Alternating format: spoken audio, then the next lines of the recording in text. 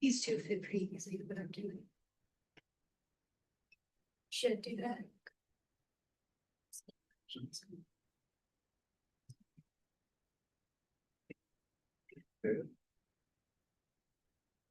These two friends from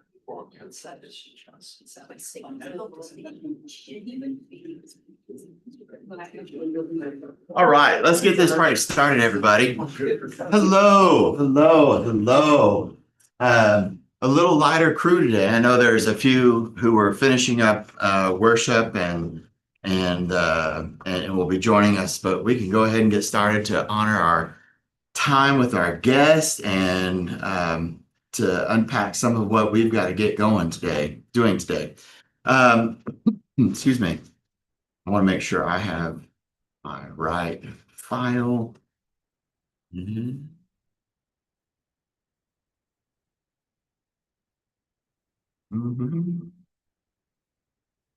I will get to my right file in a minute. For now, I will use the handout. Just a few housekeeping things. A reminder that we are recording. Things are on the YouTube, so we've got folks who are joining us on Zoom, as well as it'll be recorded and available to you if you want to go back and watch it. Any of the I almost said episodes. Any of the classes that we've had, you can find the previous recorded versions of them on our YouTube channel. Next week we will have our district representative to the Texas State Representative Vicki Goodwin, who is also running for Lieutenant Governor. She will be our special guest next week, and so we do want to make sure that we're here. And I think that she definitely has a word to speak on related to public education, and especially at those inner working levels with the levers of power in this state. And then in 2 weeks, we have our annual mission fair. And so we won't have class during this 11:30. In fact, we'll be inviting everyone to go and attend the mission fair. Be looking in the news for the pews for more information about that. And to begin today, let us I'm never this disorganized. I apologize. Let us begin with some introductions, and we're going to start with the friends on Zoom. We'll do Kitty, and then Betty, Marcelo, then Marie, then Linda, and then we'll come out here to Ken, work our way around to Helen, then us, etc. Simple prompt today. What is your name, and what color was your first backpack? Or at least the first backpack that you can remember, however you want to define that. Kitty, they used belts back then? Well, you're muted.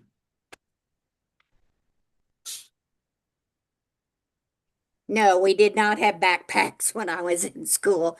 I always carried a satchel, and it was brown. Okay. Betty?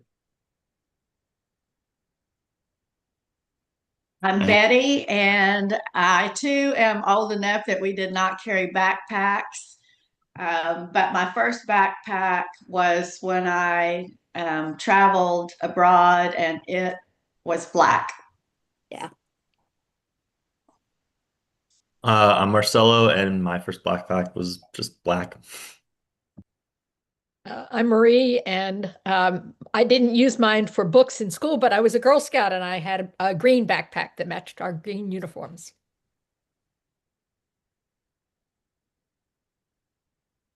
I've got two Lindas. It's double the fun.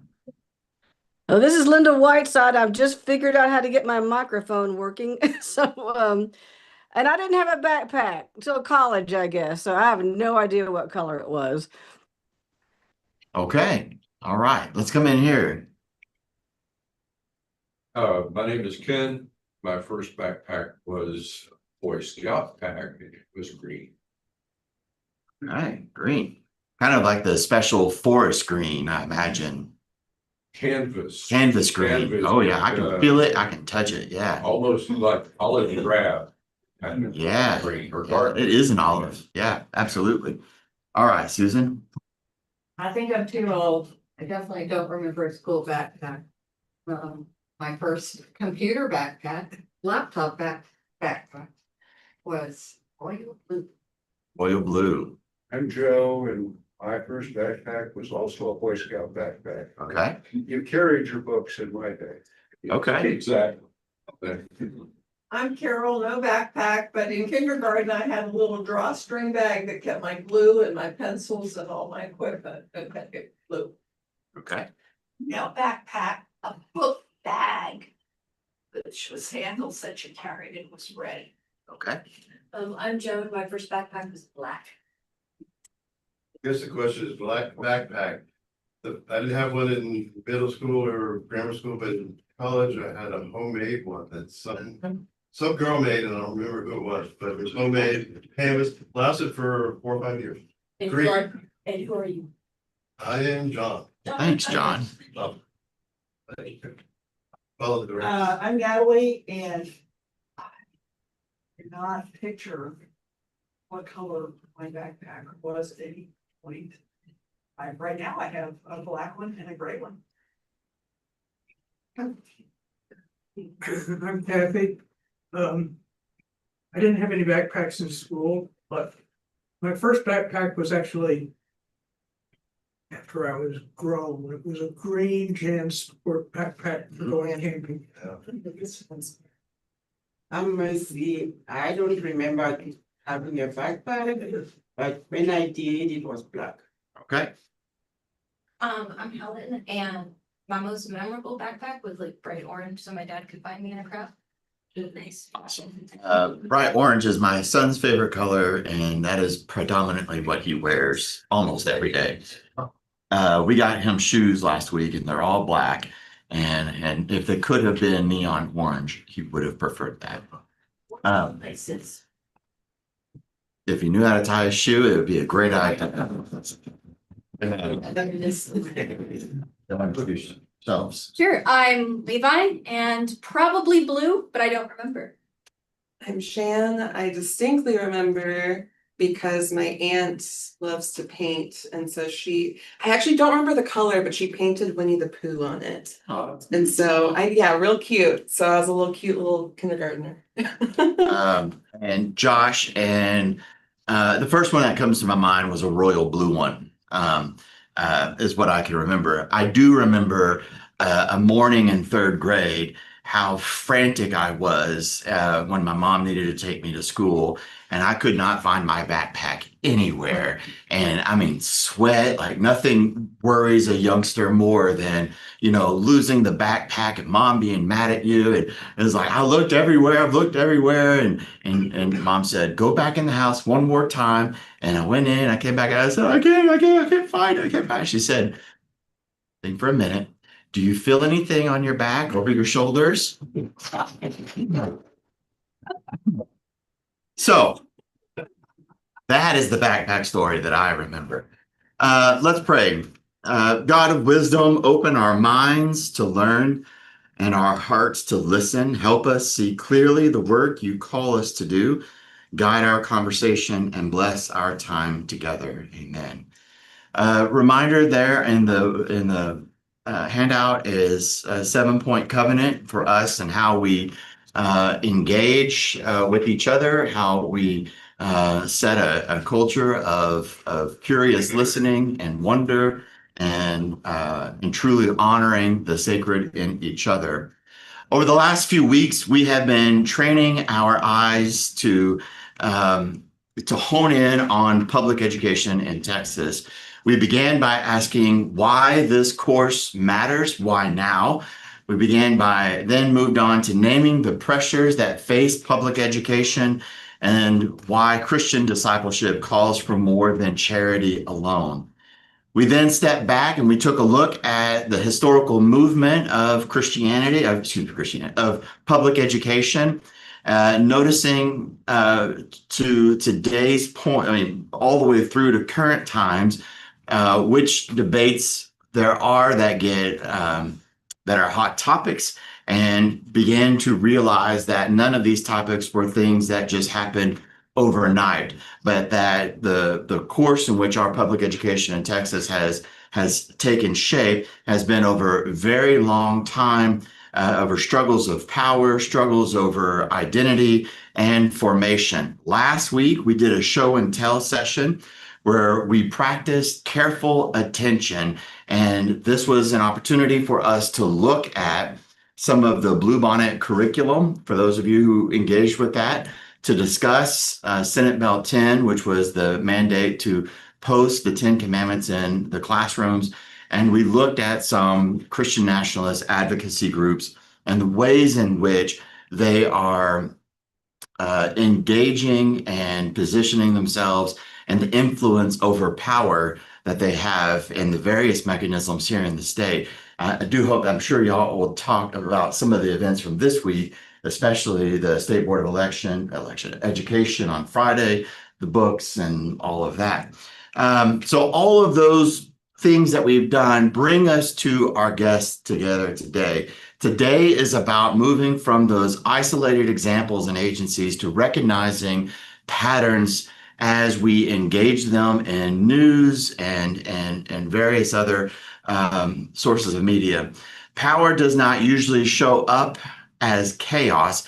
It shows up as organization, repetition, funding, messaging, and patience. We are joined by two guests from the Texas Freedom Network. I had sent the links to that agency website in advance if you had a chance to look at them, and specifically the link to their page on public education. Texas Freedom Network is a statewide organization that researches, tracks, and responds to policy and advocacy efforts that affect public education, religious freedom, and civil rights across Texas.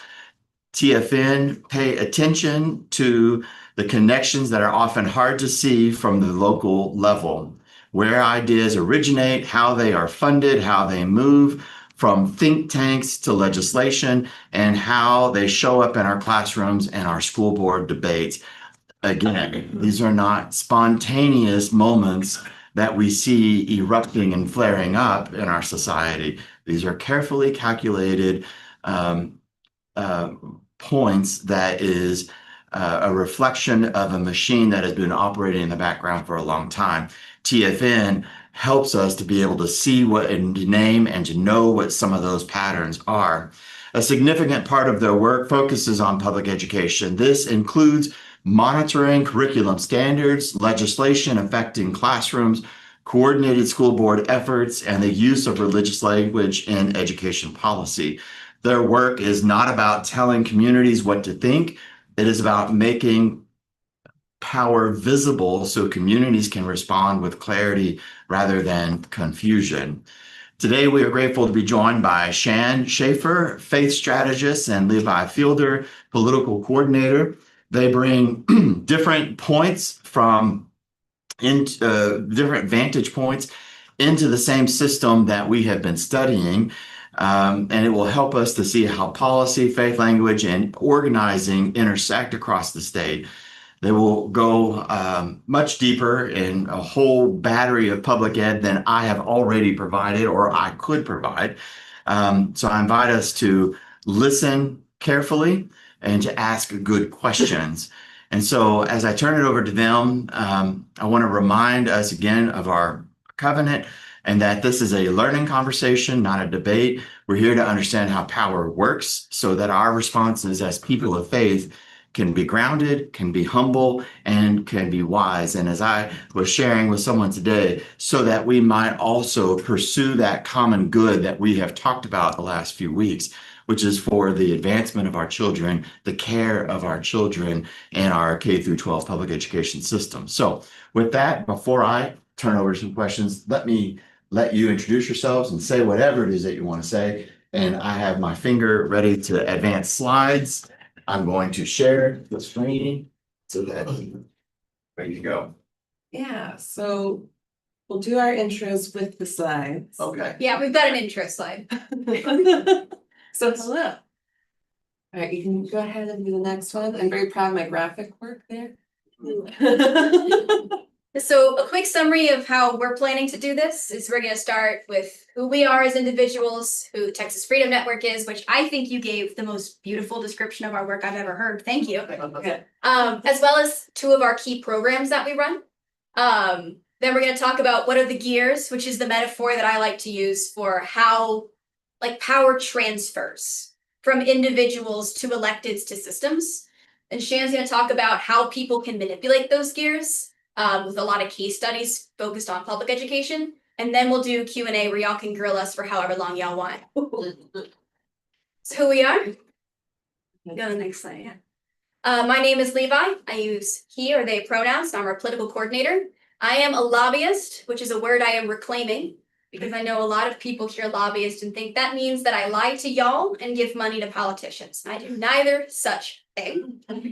We'll talk a bit more about what lobbying looks like because that is one of the primary ways in which power goes from the people to elected officials. I also work on our endorsement program, which means that I spend a lot of time researching candidates for elected office, particularly their stances on things like Christian nationalism and public education. I create reports and then Texas Freedom Network recommends to people, here's who in this race we think aligns best with our values. I won't talk about that today, but that's just another big part of my work. I personally started my advocacy journey when I was 13. I am slightly older than I look, but not much. I'm 24. So I've been doing this for 11 years, but started out doing things like getting police out of schools, keeping books that mention queer people and people of color in my school, and then started working professionally as a lobbyist and have been miserable doing it ever since. My favorite part of my job is working with folks like y'all because exactly giving clarity into these structures of power and how you can take that power for yourself, your community, and your values. That is where my heart lies. Yeah, awesome. Thanks, Levi. So I'm Shan. I don't use pronouns, so name only, or it's up there, just Shan. I am Face Strategist, Just Texas Manager. I'll explain to y'all what Just Texas is in a little bit. But a little background on me, born and raised in Austin. Grew up in a very conservative Christian faith tradition. It was my school, it was my church. I always like to introduce myself by telling stories. And since we're talking about public education, I thought I'd tell a story about my education. So I went to my private school through middle school. I remember distinctly in 7th grade, we had our science class where our science teacher said, here's the point where I'm supposed to tell y'all about evolution. But we all know that's fake. And then we just continued on with the lesson. That was the only ever mention of evolution that I ever received. However, I then went to public high school. And my very first class of the day, my 9 a.m. class, was biology, my freshman year. And it was done by a very, very proud Christian man who thought people who didn't believe in evolution were, insert whatever judgment word you want to say. And so he would spend a lot of time talking about how his faith taught him that evolution was real, that science was real, that we needed to pay attention to these things. And so I went from an environment that told me, don't listen to this, evolution isn't real, creationism is where it's at, to then suddenly hearing this new perspective from a fellow Christian saying that I believe in evolution, you should believe in evolution, here's the truth, here are the facts. And so it just makes me so much like more committed to public education for our students, making sure that our students are being taught real and accurate information, not just in our science classes, but in our history classes, English, all sorts of things. And so that's kind of part of how I came to this work. Yeah. So I won't go all over TFN because we had our lovely, lovely introduction. But our other issue areas, public education, religious freedom, queer and trans equality, abortion and reproductive rights. So Just Texas is the program that I help run. So we started in 2013. It's a program within Texas Freedom Network. So it was in response to the Wendy Davis filibuster, if y'all remember. And after that moment, clergy, people of faith were such an important part of TFN since the very beginning, since the foundation of our organization. But at this moment at the Capitol, they said, we can't just wait until every 2 years to show up at the Capitol to let people know that we're faith leaders, we're people of faith, and we support abortion access. How can we continue this every year, every month, all the time? And so Just Texas was formed from there, of trying to create this lasting culture change of what we think about when we think of things like abortion and queer and trans issues within our faith communities. So as part of that, one of the things I run is our Reproductive Freedom Congregation Initiative. And so that is a group of over 30 congregations across the state of Texas, including Amarillo. We have some Methodist churches in there. We have an Episcopal church. We have all sorts of folks, Presbyterian. And they are saying that we trust and respect women and people who can become pregnant. We promise to be a place free from stigma, shame, or judgment for people's reproductive decisions, including abortion. And we believe that access to reproductive health care, including abortion, is a moral and social good. And so along those lines, being able to say that we are a place that will not judge or shame you for the experiences and choices that you have made throughout your life and will continue to make. And that we will fight for the people within our communities, for the people around us, for the neighbors, for the people sitting in the pews next to us, because we are here to support and love and care for each other and our neighbors. So it's a little bit about Just Texas.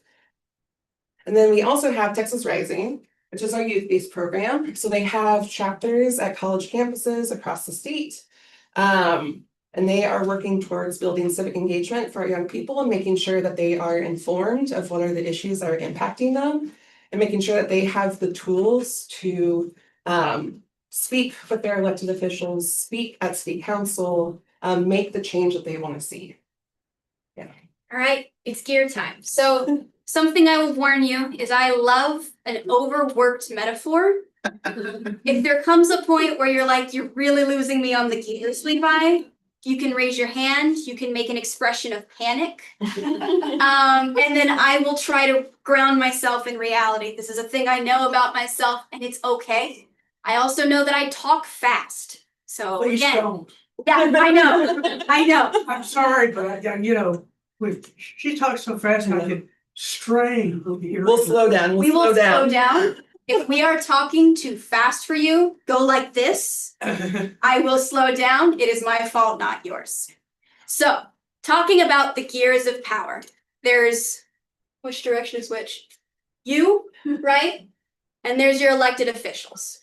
And they are also individual human beings who have lives, beliefs, experiences. And each you and your elected official, you're going to have a different agenda.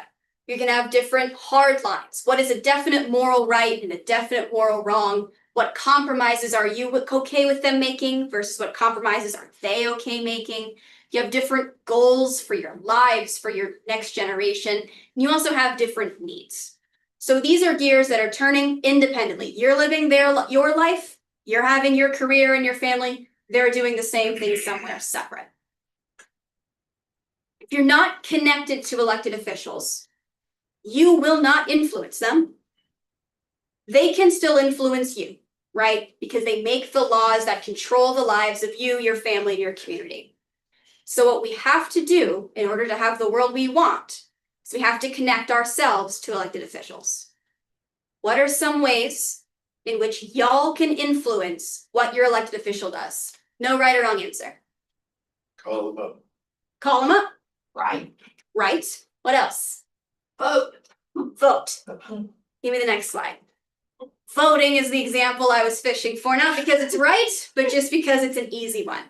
So looking at this picture, there's your gear, there's the elected official, and your vote is what turns them both. But what do you think is inaccurate about this visual? Well, in a gerrymander. They're not equal.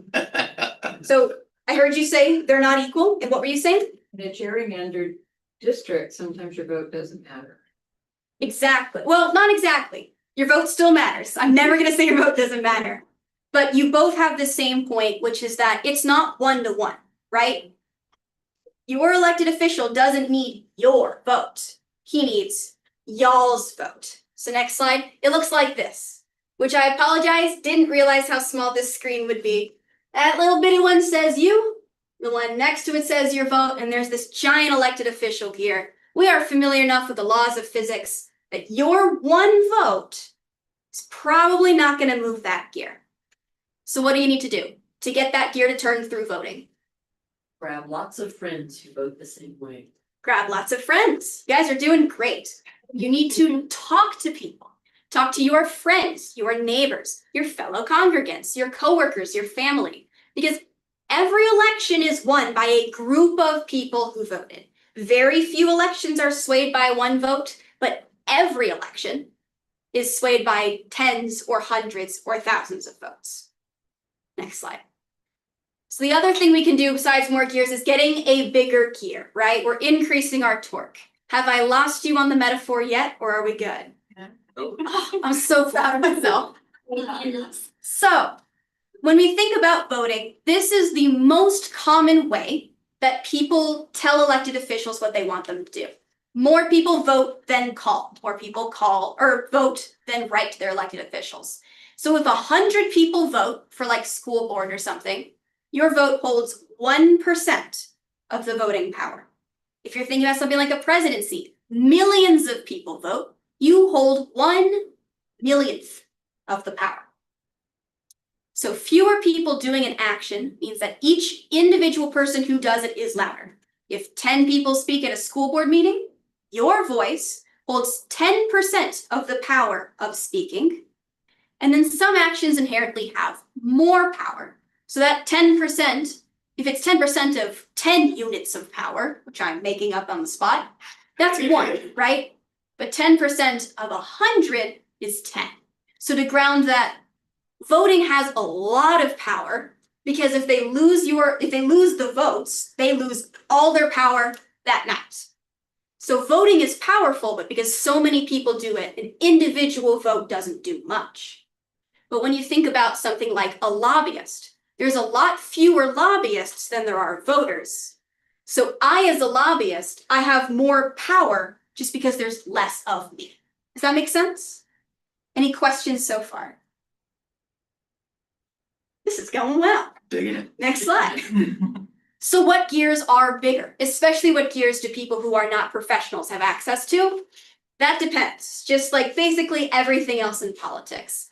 Different levels of government have different norms and expectations. If you call your school board member passionate and angry and well-informed, they're going to be like, oh, okay. If you call your congressman passionate and angry and well-informed, you will be the 50th or 100th person who calls that day. That doesn't make it less important, but it does mean that it's a slightly less big gear because there's so many people doing it.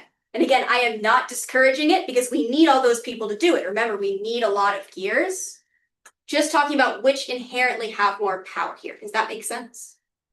Okay. The number of people that a given elected official represents increases or decreases the relative power of one constituent. Same thing here. School board member represents what? Tens of thousands of people. If you live in a smaller area, maybe even 1,000 people. Congressman represents hundreds of thousands of people. And I should know that number. This is my job, but I don't. So again, the fewer people that they are accountable to, the more they need each individual person on their side. If a given seat is consistently won by members of the same political party or belief system, they're less likely to care about opposition because they know their opposition is so small, they don't have to be accountable to it. So that means that if you're in a district where you disagree fundamentally on a core value with your elected official, they're going to care less about what you think. And it means you need to be louder to make sure they understand that they do, in fact, still have to listen to you. And lastly, an elected official's personality and beliefs is going to impact how much they care about their constituents in general, and also particular methods. So if you have an elected official who's sitting here, he wants to be a senator because he likes power and he likes to feel in charge and like he's got control over the world. He's not going to care too much if you call and you're like, this makes my child really sad, please stop doing it, right? It's just a fundamental personality thing. Or if it's someone who's like a rather insecure person who still is in power, a public shaming technique, calling them a bad person, and everyone's like, gosh, they're just like a bad Christian, it might impact them more. So it's the type of legislator they are as a person as well as the role that they have. Does this make sense to y'all? Are there any questions right now?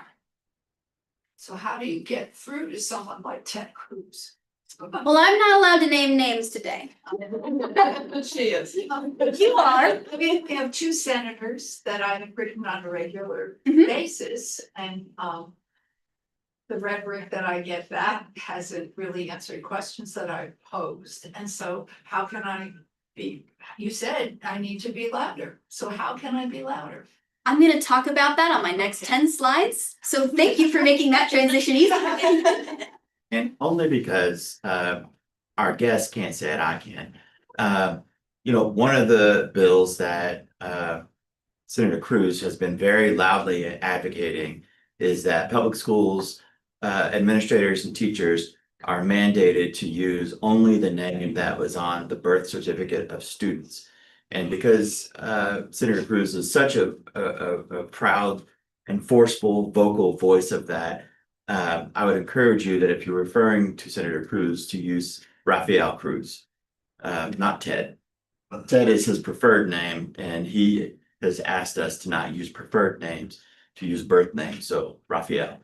So if I write him, I say, dear Raphael. I'm not sure that would get you read. I'm just saying, perhaps maybe amongst friends, we refer to Raphael. I mean, he's gonna read, someone in his office is gonna read it no matter what you say. But yes, they might throw it away. So some examples of gears: calling and writing. Y'all had those right off the bat. Contacting an elected official, telling them your opinion. For a lot of venues, there's something called testifying. This is not going to be in Congress, but most things smaller than that, you can testify.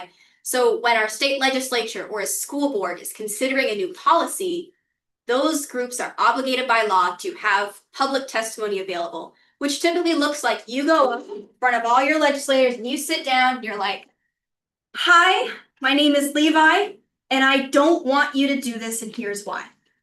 That's a big part of my job. I do as the state legislature.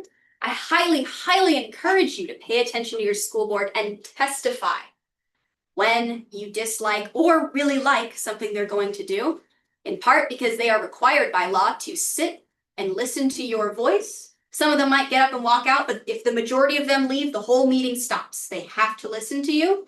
They cannot send you to voicemail, and journalists are going to hear what you have to say.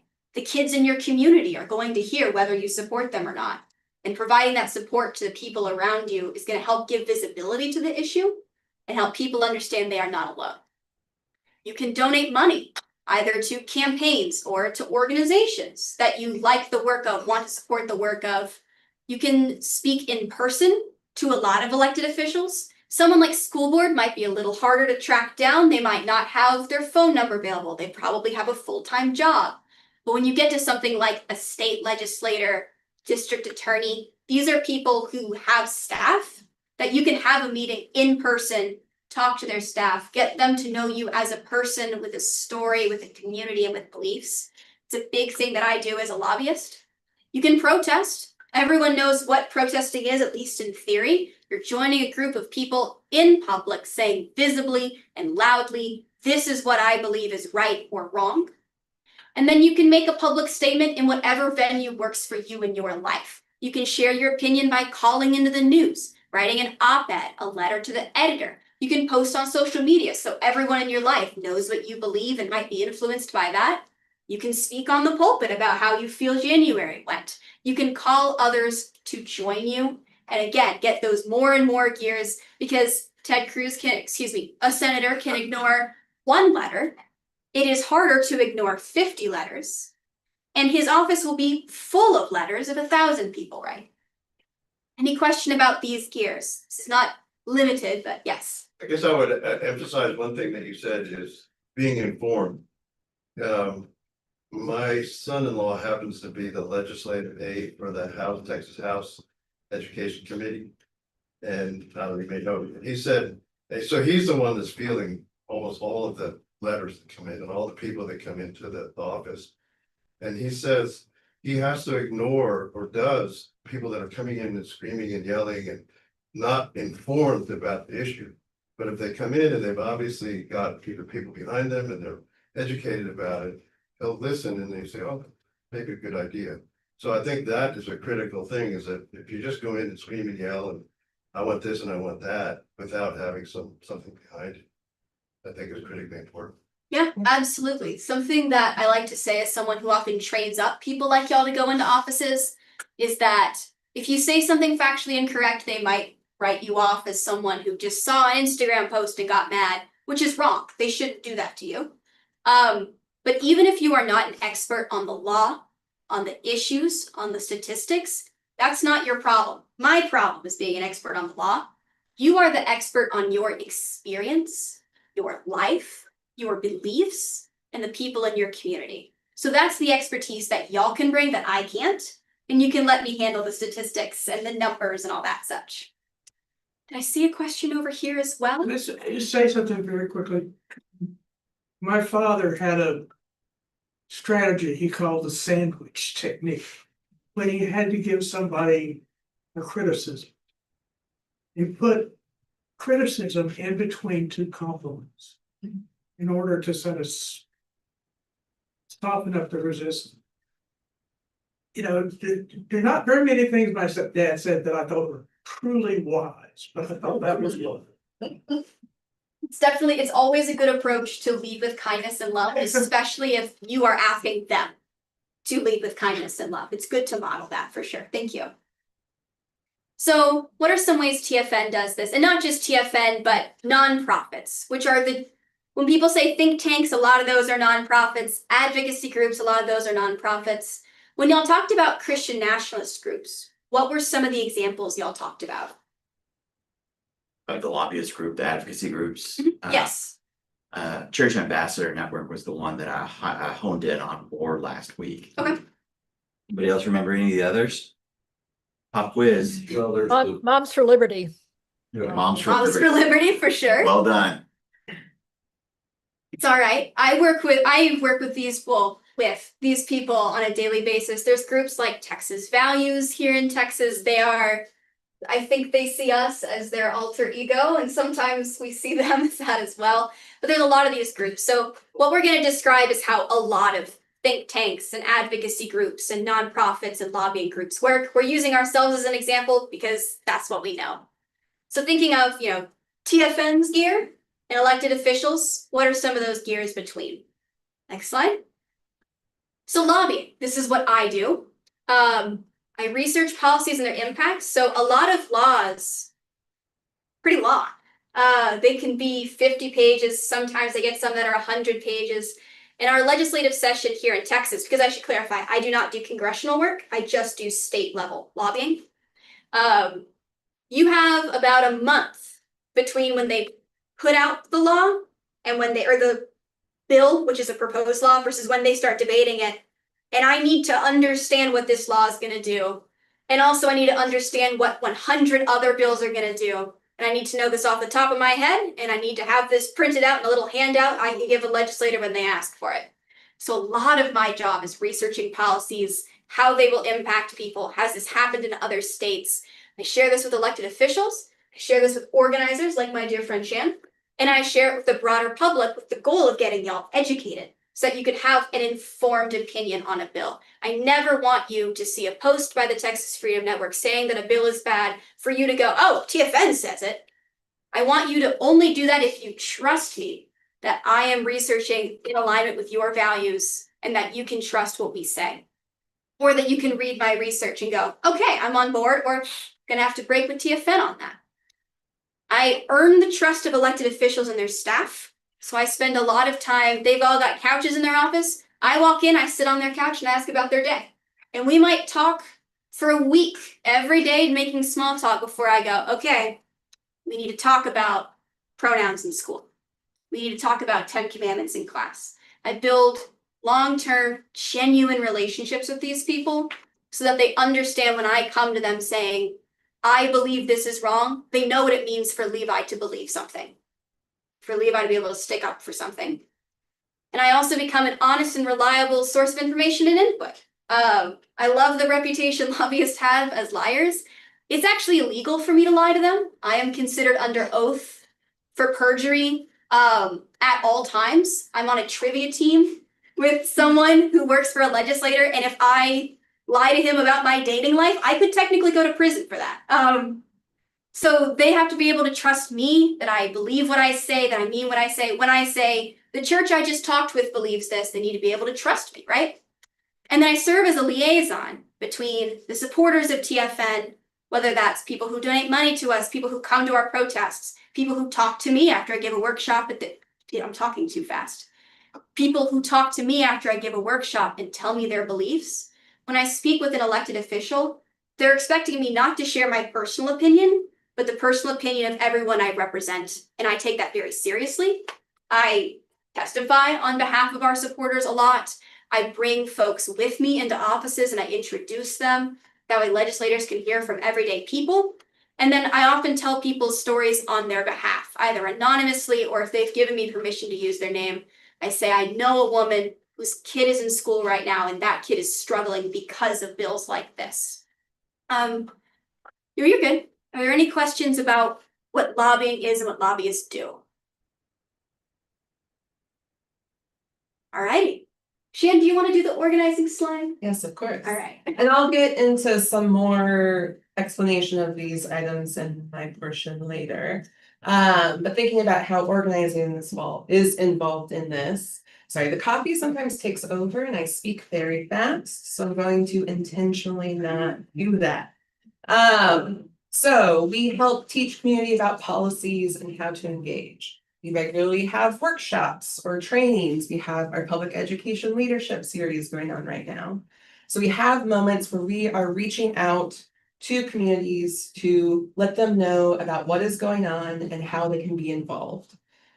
We serve as a resource on what to do, how, and when.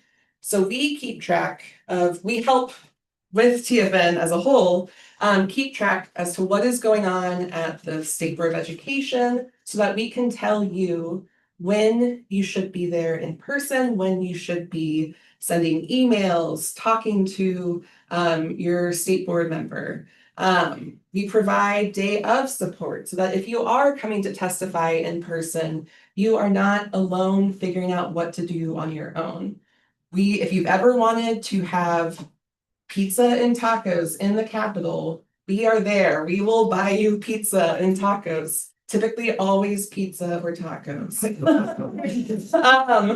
So we are there to make sure that this process that can be very frustrating, very hard to just be involved in, that it is as easy for you as possible and as enjoyable for you as possible. That if we do want to vent about how frustrating it is, that we are together in it. We help develop trust between communities and TFN. We strongly believe that y'all know your communities best. And so, oh no. So y'all know what is really going on at your local school board, at your local schools. We are here to help listen, hear that information, and help provide support, do outreach, make sure that other people are aware of what is going on as well, so that it's not just you alone in this fight. We help support local community leaders in their own leadership, especially part of what I'm doing with congregations is making sure that y'all are connected with valuable resources, whether that is tangible resources, thinking about the work I do with reproductive freedom, where that people are aware of free emergency contraceptives, all sorts of things like that. And also making sure that if y'all have a certain need, that I'm able to connect y'all, if it's not us, to other organizations that will be able to support as well. Yes. And then the last long list of bullet points for y'all for the next 5 minutes is our communications team, who sadly is not represented here despite being some of our best friends. What they do when Pastor mentioned, misleading signal. When Josh mentioned messaging, this is our team who does that. They're going to alert the public when we think you need to engage and how.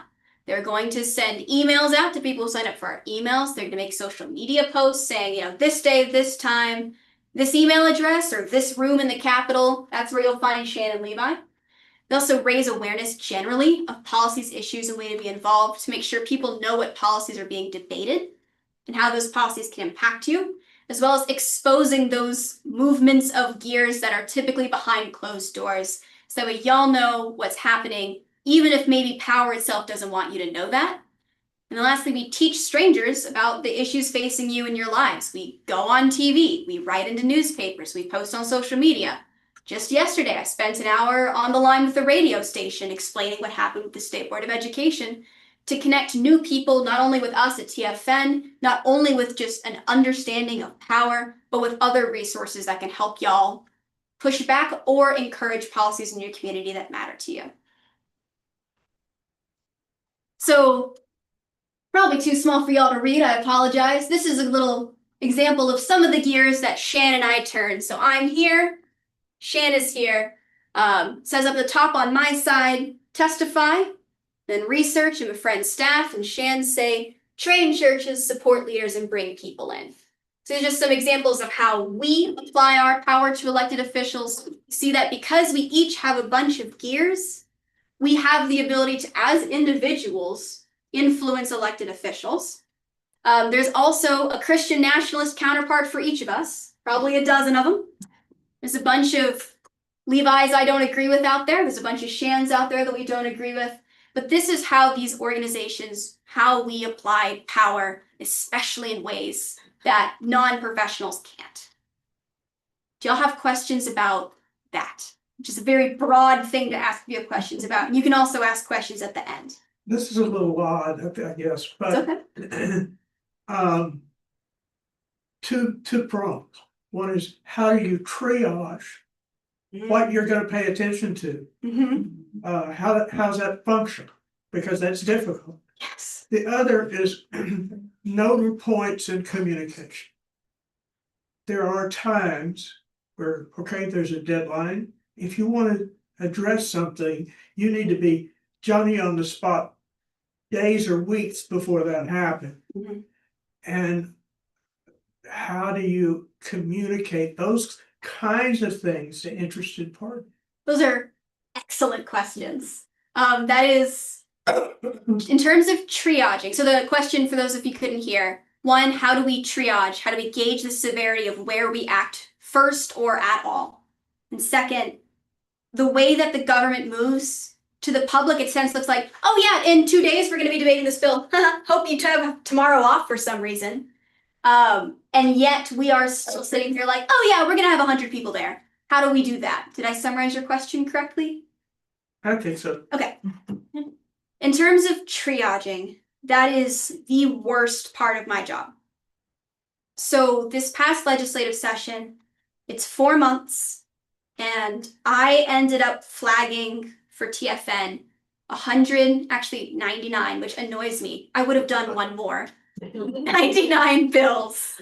And I was like, if this passes, this is going to really significantly hurt people in the ways that we look for. So like, we don't focus on all bad kinds of policy that hurt people. Like, I don't do anything that regards like homelessness or poverty. That's just not what we focus on. But within the issues we focus on, there were 99 bills that I was like, this is serious. I can't do 99 bills. We only have 2 lobbyists, and lobbying takes a lot of time. And so out of those 99, you got to break down, okay, I need to cut that in half. So looking at bills that'll hurt people who have more protections and power. Bills that target children, right? Children have fewer ways to protect themselves from adults who want to hurt them than adults who need to protect themselves from adults who want to hurt them. A lot of adults can move. A lot of adults can get another job. And those are not easy things. I do not think those are easy. But a kid can't do those things, right? Especially if a kid has unsupportive parents. The parents might look at the bill and go, good, I'm glad this is going to hurt my kid. And so I know that I can be someone who protects that kid. And so, okay, looking at those half of bills that are going to hurt more vulnerable people, what are ones that are going to hurt them real bad? versus ones that are gonna suck, but won't probably like change their lives for the worst, right? So thinking again about like public schools, there was a bill that it was like, we're gonna require like the way that they do fire drills differently. I have a physical disability. I used mobility aids all through school. A kid in a wheelchair in a fire drill typically gets left alone in the classroom. That's how it goes in public schools. That was a traumatizing experience for me. And that has less of an impact necessarily than a bill that's going to require every trans kid to be called by their legal name, because that means that kid's going to get bullied, right? And that's not an easy decision to make. And those decisions genuinely keep me and my colleagues up at night. And so you just have to keep going, what's the worst of the worst of the worst? And then once you have your batch of 30 bills that are going to possibly ruin someone's life, then you have to look at power. Okay? There are some, like talking about religion in schools, those are going to get higher in our triage list because that is what TFN is like experts on. That is what we can get people to come with us to the Capitol on. That's what people look to TFN for, religion in schools. Whereas there's organizations like the Transgender Education Network of Texas, the ACLU of Texas, Equality Texas, they're going to get people out for the anti-trans stuff. So because I know someone else can fight that fight better than I can, I'm going to focus on the fights I do best. And so that's how we call them our tier 1 bills, are the serious impacts that we can fight better than anyone else in our nonprofit ecosystem. Our tier 2 bills are the really serious bills that someone else can fight better than us. So we'll show up to their protest, we'll go testify with them, but we'll let them lead that fight. And then tier 3 is, okay, if I have a free second of my day, I'm going to do what I can on that bill. And that's the worst part. I hate it. You can hear my voice shaking. It's awful. And I hate that I have the power to make that decision. I think it's wrong that it's concentrated in any individual person. And that's part of why we love having things like this where we can hear from people what does matter to your community so that I don't feel like I'm making this decision in a void. And then in terms, a more fun question of how do we kind of predict in advance when these things move? There are a lot of deadlines, some of them more niche and esoteric than others, some of them very easy to find online, some of them that spread by word of mouth. As a lobbyist, when I exchange information, I might go up to Shan, and Shan in this scenario works for your state rep. And I'm like, hey Shan, SB 10, the 10 Commandments thing, you have any clue when that's going to get a hearing? And Shan's like, well, I'm hearing a rumor that it might be next week, might be the week after that, but it's probably going to be soon because that's a high priority bill. And I'll be like, oh, okay. And then I go next door and I'm like, hey, Josh, I'm hearing that maybe the 10 Commandments bill is going to be like next week after that. Have you heard anything? Tomorrow. Don't do that to me. That has happened to me before and I almost cried. But what Josh might say is, actually, I heard from my boss that we're not doing anything big in public education next week, so I would guess next week then. And I'm like, oh, okay. And I go to your office, I'm like, hey, I'm hearing that 10 Commandments bill might be next week. And you're like, oh, no way, my boss is going to Bermuda next week and she wouldn't miss that. I'm like, okay. And so I go to your office and I'm like, I'm hearing a lot of weird stuff about when the 10 Commandments bill might be. Do you have a clue? And you're like, oh, yeah, no, it's going to be in 3 days. I'm like, great. And so then I go tell Shan, hey, Shan. Shan's Shan now, for real. Oh, thank you. Hey, Shan, I have heard from one person that it's going to be in 3 days, but I really trust that person. And she would know what she's talking about. So let's be ready for it to be in 3 days. And then Shan's like, okay, so Shan orders pizza to be delivered in 3 days. Shan gets a lot of meetings. We have meetings. Very panicked meetings. Very panicked meetings.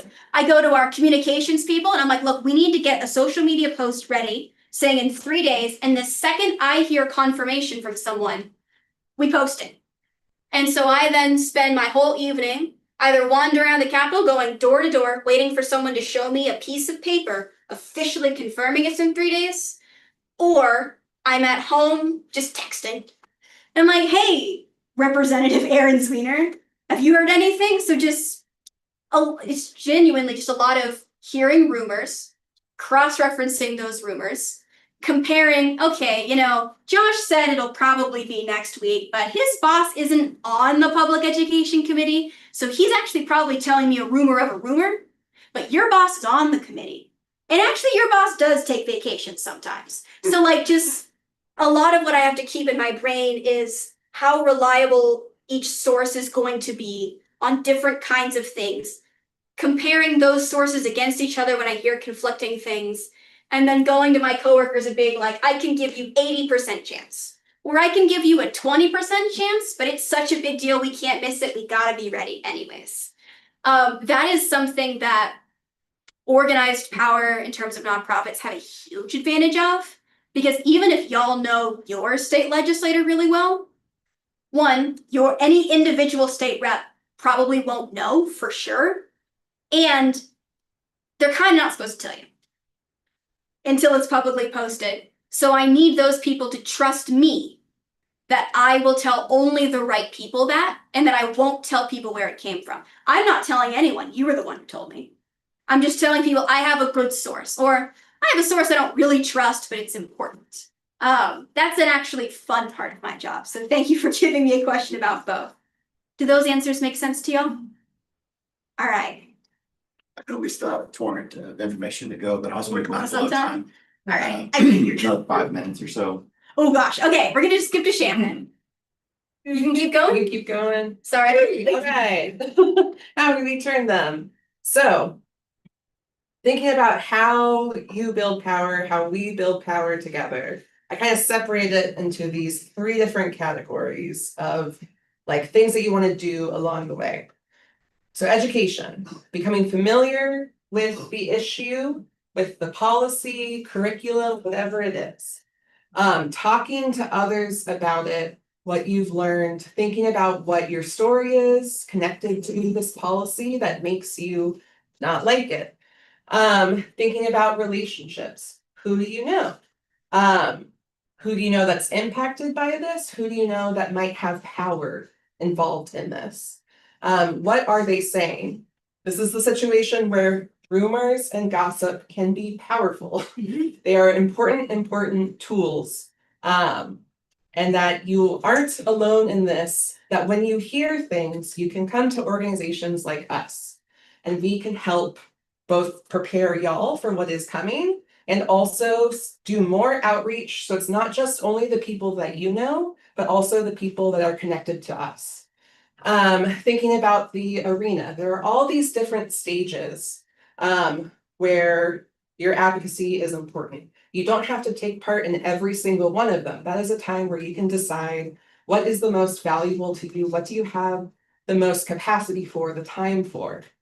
So there's the opportunities at the ballot box. There's the moments at the Capitol where you can testify. There are times at the State Board of Education that you can testify and show up. There's your local school board meetings. Thinking about who they are, what holds influence over them, and deciding where you want to take that action. So in these next slides, I kind of go more into it. Thinking about education, you're not alone in having to figure out what this means by yourself. We have one-pagers, we have talking points. We can help train you to make sure that you understand what the implications of this policy, what this bill is. We often have webinars and trainings to make sure that y'all are aware of what is going on and that you can speak on it. Make sure that you're talking to your community about it. Y'all know all sorts of people. Do they know what's going on? Maybe they're talking about how something that their kid came home from school one day and said that something's like weird and different. You can talk with them about, well, maybe let's figure out what this policy change was that is making school more harmful for them. Next. So relationships. Maybe you know parents, students, teachers, school board members. state legislative aides, as you mentioned before. What are the things that you're hearing from them? And thinking about like what positions they have, how are they impacted by this? How might they play a role in what is decided? So thinking about what do you hear, making sure that you're constantly talking with folks about these issues. And like the realities of what's going on. Some of the things we do is like listening sessions, especially with the more recent changes, bills that went into effect around public education, just hearing from teachers and students of what is actually going on. There are all these major changes that happen. What does this actually look like in your classroom? And then sharing with trusted organizations like us, so that we can help, especially when things are about to be voted on. You can send out an email blast to people in that area, making sure that they are also going to be able to show up at your school board meeting and advocate for the things they care about. And then the arena, so all these different places. There's the physical places of like the Capitol, State Board of Education, school boards. There's also online, there's the media, there's social media. There's all these different ways for you to advocate and be involved. When you're thinking about who you're trying to convince of something, who you're trying to, convince, how are they influenced? Is it their vote? Are they maybe influenced by shame? By bad press, by bad attention? Are they influenced by money? Thinking about what are the things that they're influenced by and how can you kind of utilize that? And then obviously taking action. So there is like, packing a school board meeting, as Levi mentioned earlier, maybe there's going to be like typically 150 something people. If you get 20 people to show up, that is a huge chunk of time that they're going to have to listen to your story, to the things that you care about. There's also, getting a letter to the editor published, and we can help support with that as well. Sharing your story, sharing your voice. A lot of times when we're working with faith communities, especially as we're thinking about religion and schools, we have lots of sign-ons for faith leaders, for chaplains, to say that here are these changes that our state is trying to make, and we want to make sure that people know that we don't support this. So there's lots of opportunities for that. So I'm going to try to run.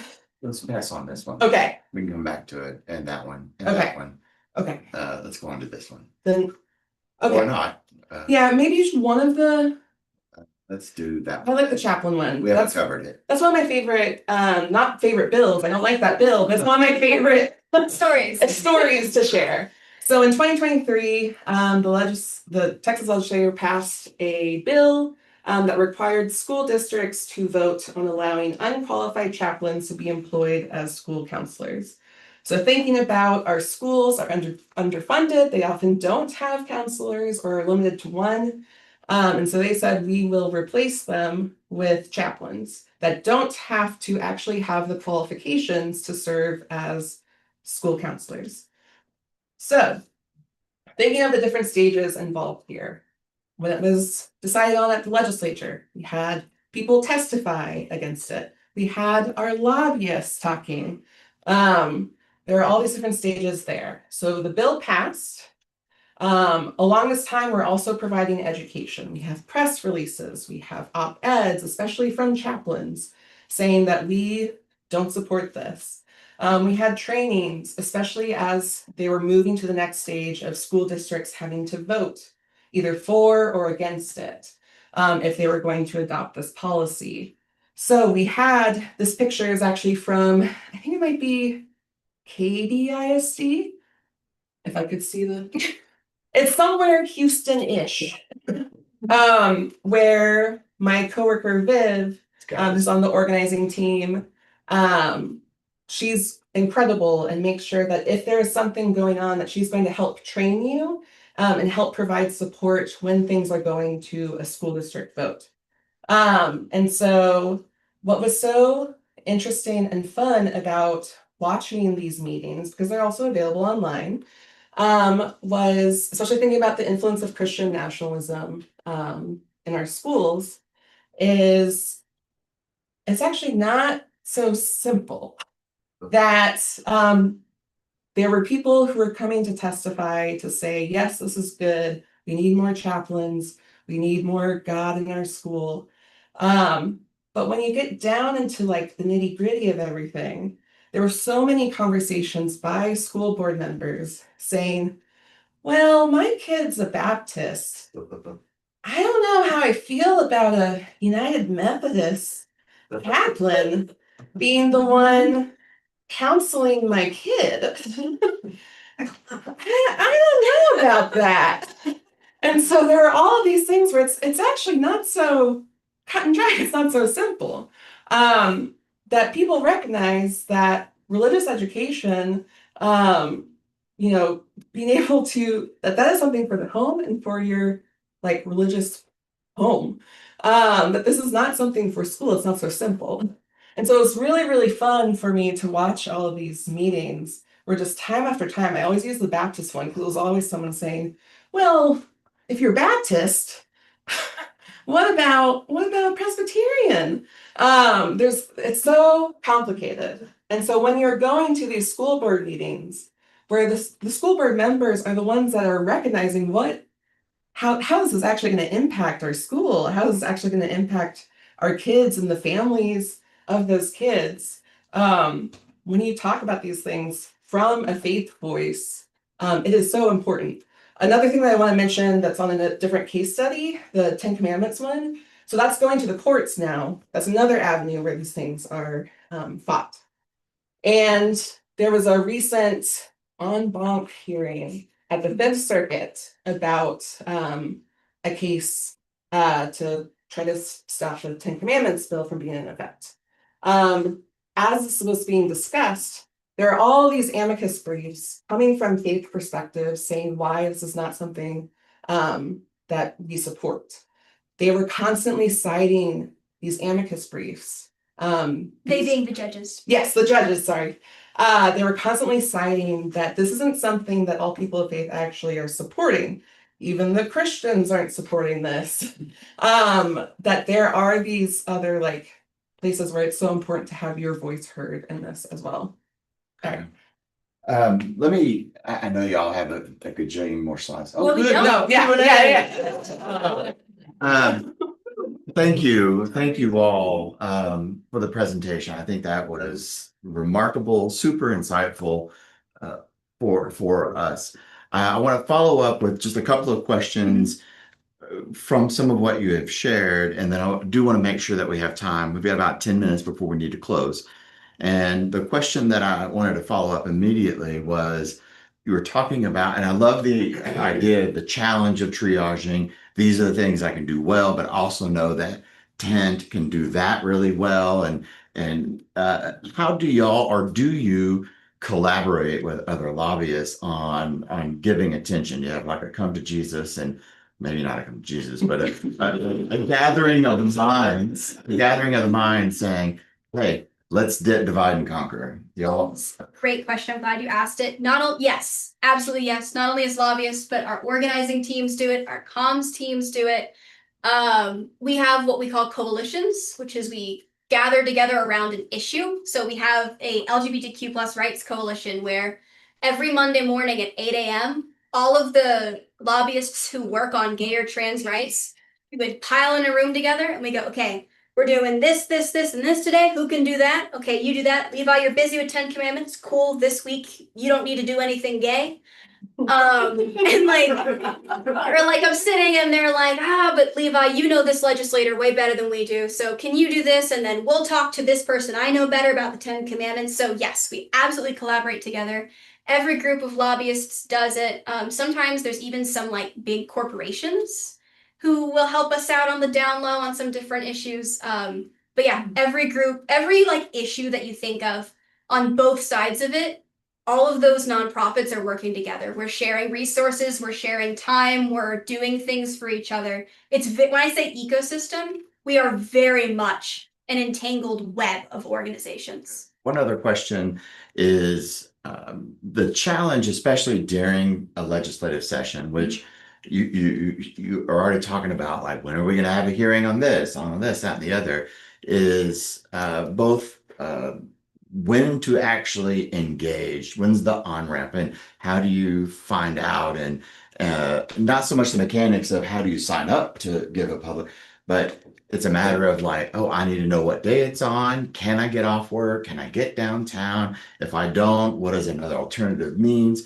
A couple of weeks ago when we talked about the when was it? The SB 10, one of the things I provided for them was the link to the public comments that were written in advance and submitted, 487 of them, that you can read yourself.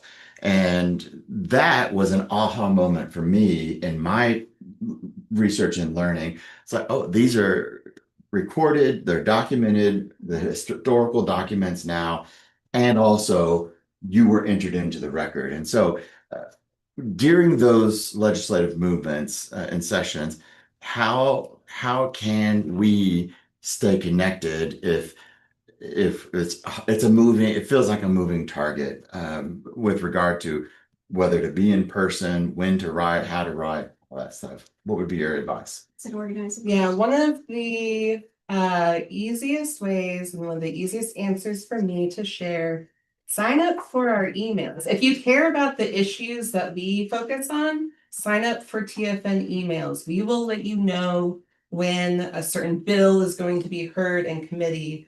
We will provide you with what my coworker Viv puts together, these kind of how to testify, just documents saying, where should you park?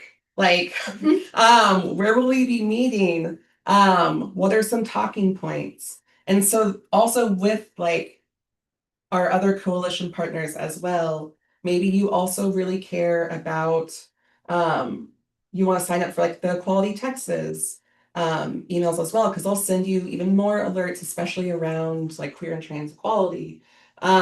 So signing up for the emails, for like the nonprofits, for advocacy organizations is a very like easy way to find out what is going on.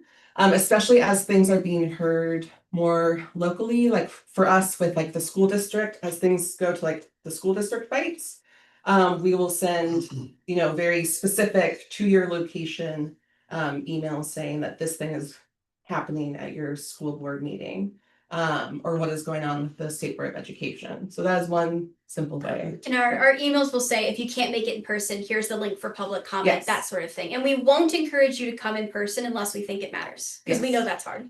Yeah.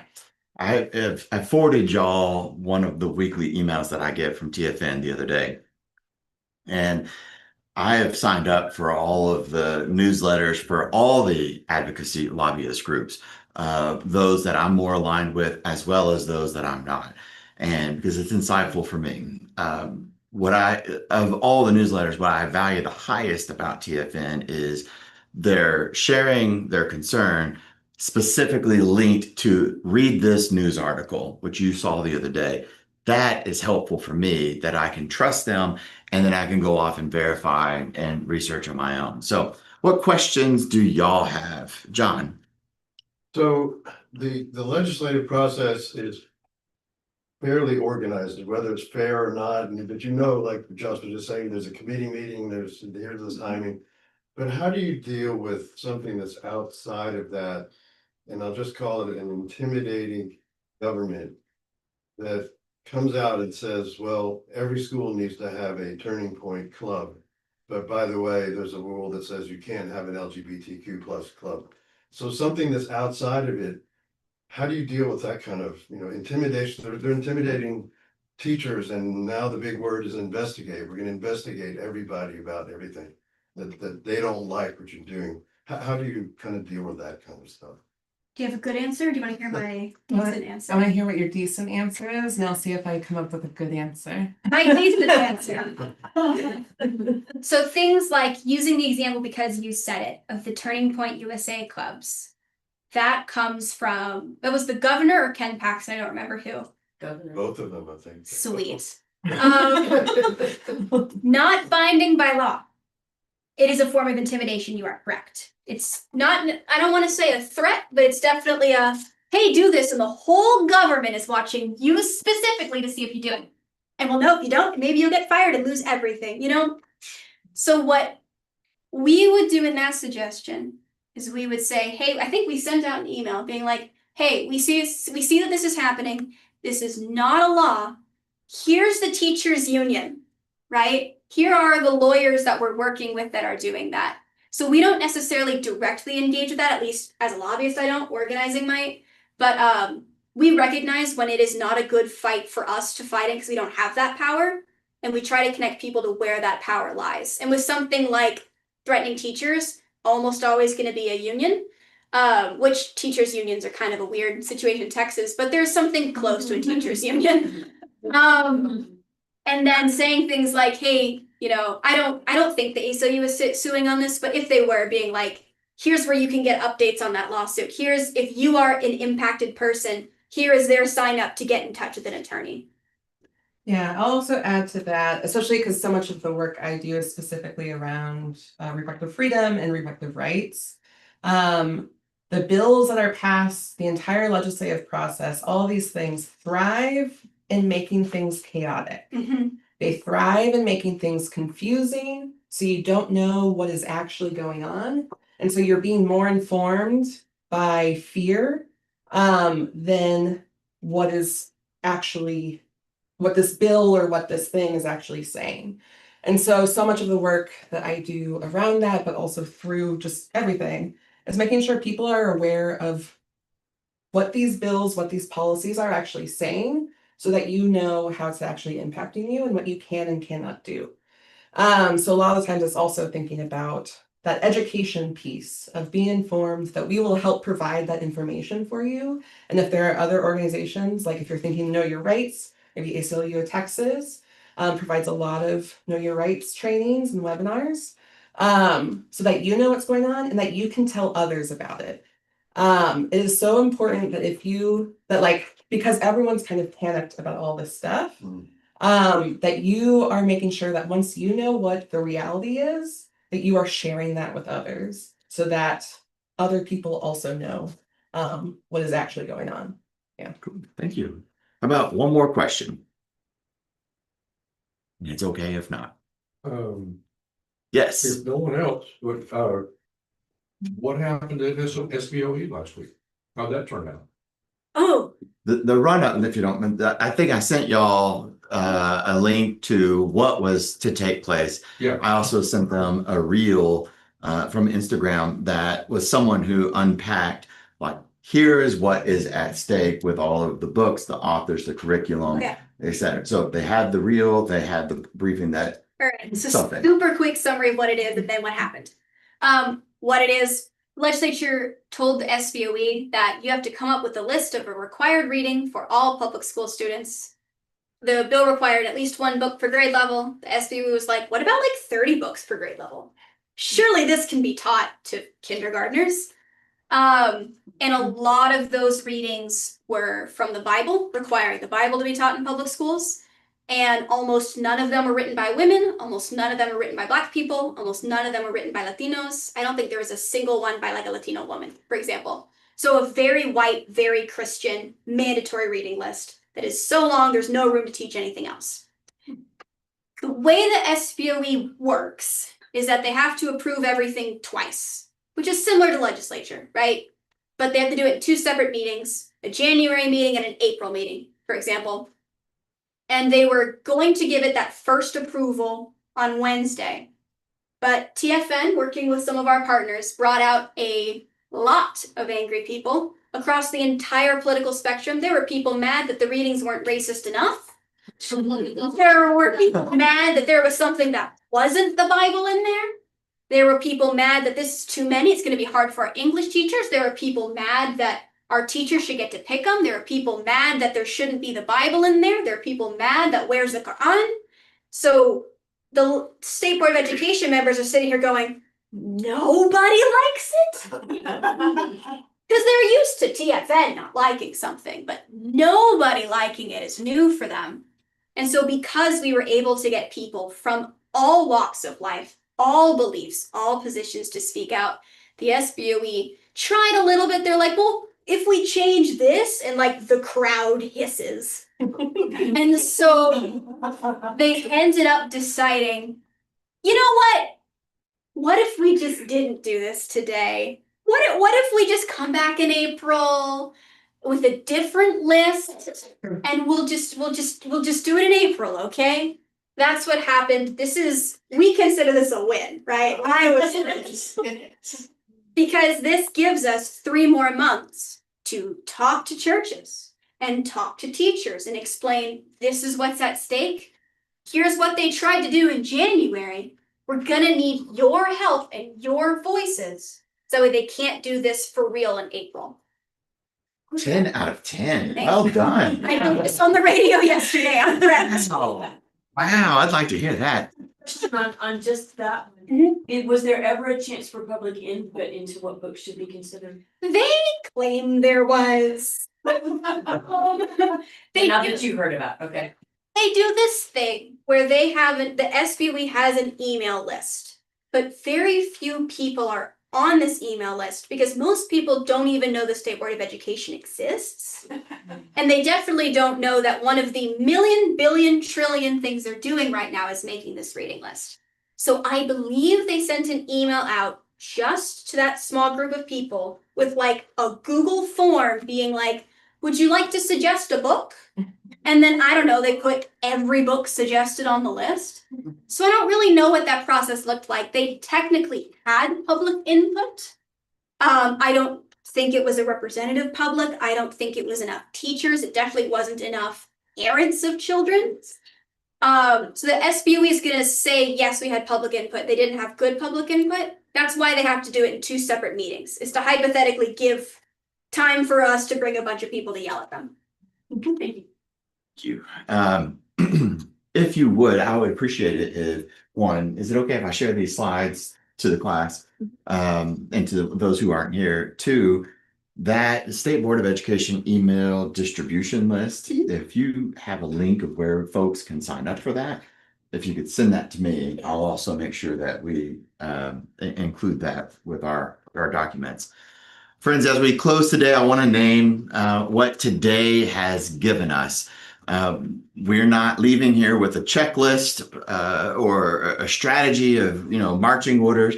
What I hope is that we are leaving with a clearer sight about how power gets organized. We are learning about how formation happens quietly as well as through grassroots and overtly, through systems that reward, and I think y'all hit it, reward persistence and coordination. We're also learning that Christian witness does not require control in order for us to be faithful. The question that stays with us is not simply what is it that we oppose, but how will we choose to show up?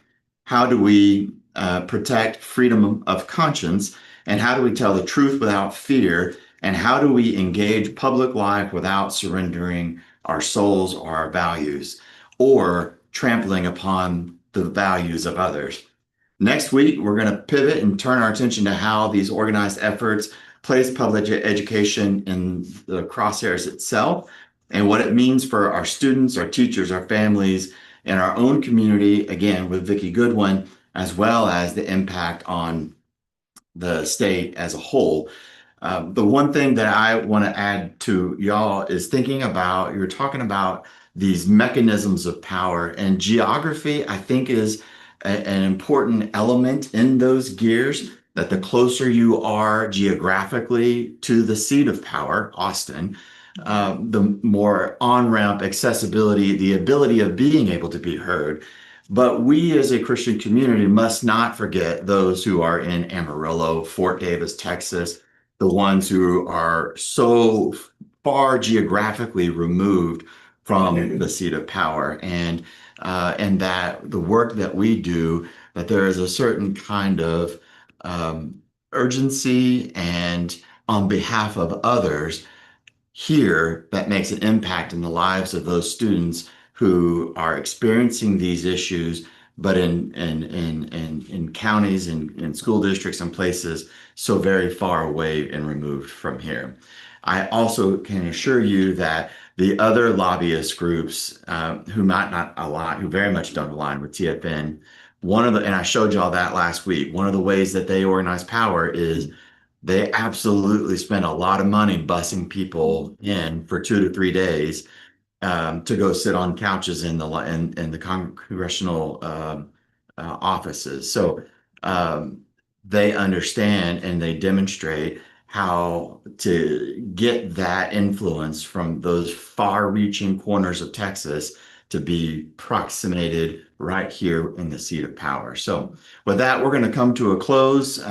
You have in our handout there our closing prayer, and let's do it together. We pray, God, thank you for this time together. Send us out with open eyes, brave hearts, and steady hands. May we be your light in the world. Amen. Thank you, everybody. Thank you, my friends from afar. We'll see you all next week.